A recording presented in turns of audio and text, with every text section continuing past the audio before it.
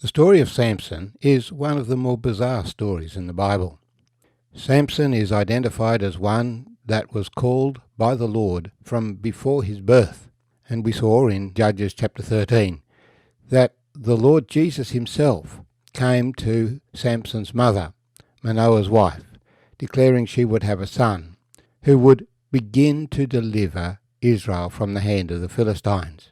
He was to be a Nazarite from his birth, that is, dedicated wholly to the Lord, and that she, in particular, was to live a clean life.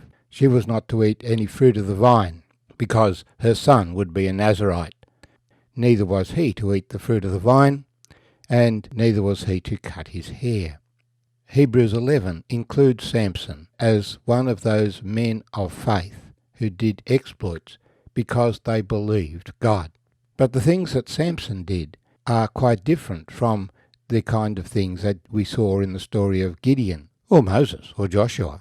It begins by him seeking a wife from the Philistines, something that the Lord had explicitly commanded the children of Israel not to do, obviously without his parents' approval also. Now Samson went down to Timnah, and saw a woman in Timnah of the daughters of the Philistines. So he went up and told his father and mother, saying, I have seen a woman in Timnah of the daughters of the Philistines. Now therefore get her for me as a wife. Then his father and mother said to him, Is there no woman among the daughters of your brethren, or among all my people, that you must go and get a wife from the uncircumcised Philistines? And Samson said to his father, Get her for me, for she pleases me well. But his father and mother did not know that it was of the Lord, that he was seeking an occasion to move against the Philistines, for at that time the Philistines had dominion over Israel. So Samson went down to Timnah with his father and mother, and came to the vineyards of Timnah. Now to his surprise a young lion came roaring against him. And the Spirit of the Lord came mightily upon him, and he tore the lion apart as one would have torn apart a young goat, though he had nothing in his hand. But he did not tell his father or his mother what he had done. Then he went down and talked with the woman, and she pleased Samson well. After some time, when he returned to get her, he turned aside to see the carcass of the lion. And behold, a swarm of bees and honey were in the carcass of the lion. He took some of it in his hands, and went along, eating. When he came to his father and mother, he gave some to them, and they also ate. But he did not tell them that he had taken the honey out of the carcass of the lion. So his father went down to the woman, and Samson gave a feast there, for young men used to do so. And it happened, when they saw him, that they brought 30 companions to be with him. Then Samson said to them, Let me pose a riddle to you. If you can correctly solve and explain it to me within the 7 days of the feast, then I will give you 30 linen garments and 30 changes of clothing. But if you cannot explain it to me, then you shall give me 30 linen garments and 30 changes of clothing. And they said to him, Pose your riddle, that we may hear it. So he said to them, Out of the eater came something to eat. Out of the strong came something sweet. Now for 3 days they could not explain the riddle. But it came to pass on the 7th day that they said to Samson's wife, Entice your husband, that he may explain the riddle to us, or else we will burn you and your father's house with fire. Have you invited us in order to take what is ours? Is that not so? Then Samson's wife wept to him, and said, You only hate me. You do not love me. You have posed a riddle to the sons of my people, but you have not explained it to me. And he said to her, Look, I have not explained it to my father or my mother, so should I explain it to you? Now she had wept on him the 7 days while their feast lasted. And it happened on the 7th day that he told her, because she pressed him so much. Then she explained the riddle to the sons of her people. So the men of the city said to him on the 7th day, before the sun went down, What is sweeter than honey? What is stronger than a lion? And he said to them, If you had not ploughed with my heifer, you would not have sold my riddle. Then the Spirit of the Lord came upon him mightily, and he went down to Ashkelon and killed 30 of their men, took their apparel, and gave the changes of clothing to those who had explained the riddle. So his anger was aroused, and he went back to his father's house, and Samson's wife was given to his companion, who had been his best man. My name's Arthur, and I thank you for joining me as we share together this chapter 14 from Judges.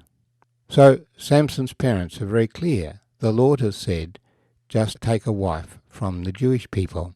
But Samson's eye has been caught by a Philistine girl, and so he loves her and wants her for himself, and demands his parents arrange the marriage. He hasn't done anything illegal at this point. He didn't rape her or take her. He went through the normal channels of asking his father and mother to arrange the wedding. That was the procedure in this day. And we're explicitly told that it was of the Lord that he might have an occasion against the Philistines. The Lord knew that the marriage wouldn't consummate, but it would provide an interaction of the Philistines with Samson. And it would seem that up until this time, Samson hadn't used his extraordinary strength. And so they come to Timnah to make some arrangements, and a young lion pounces out at him. Well, his immediate reaction was to tear the lion apart, as if it was a young goat. He had nothing in his hand. It just happened because the Spirit of the Lord came mightily upon him. God helped him at that moment when he was under threat. The Lord delivered him. So he went and talked with the woman, and he was well pleased with her. So later he came back for the betrothal, the marriage. And on the way he turned aside, remembering the incident of the lion. A swarm of bees had taken up residence in the carcass, so he took some of the honey. Now he didn't tell his mother and father, because one of the rules for a Nazirite was that they avoid contact with the dead. So he shouldn't have touched the carcass of the lion. But here he is, taking honey from it. And he gave some of the honey to his parents, though not explaining to them where it had come from. Such a wedding feast would last 7 days. Samson didn't bring companions, so they provided 30 companions for him. And he gives them a challenge, a riddle. Explain it to me in 7 days, and I'll give you a garment each. Else you all give me a garment. Out of the eater came something to eat. Out of the strong came something sweet. Now, without the knowledge of history, it is inexplicable. So many things in this world are inexplicable if we do not know this history, the actual stranger-than-fiction story behind them. They had no idea what this meant, and so they pressured his bride. She wept before him, "You don't love me," to get him to tell the riddle. And before the end of the 7th day, he told her, because she was so insistent, she told the young men, and they explained what is sweeter than honey, what is stronger than a lion. And so he comes back with some poetry. If you had not ploughed with my heifer, you wouldn't have sold my riddle. He knows very well that they cheated. He delivers his promise by killing 30 other Philistines from Ashkelon, again with extraordinary strength provided specifically by the Lord, the Spirit of the Lord, taking their clothing and giving it to the 30 men, and goes home in a rage. He is formally married to his wife, but he doesn't take her with him. This also is part of the practice of biblical marriage, that you have the marriage taking place, but not necessarily the bride moving in with the husband immediately. He will come back at another day when the bride is ready and his father's house is ready to take his bride. But the Philistines don't follow that practice, and they give her to his best man. By the way, the lion reminds us of the Lion of the tribe of Judah, who was slain to take the penalty of the sin of the world, that whoever believes in him should have everlasting life. The sweet blessings of heaven come from the death of the lion.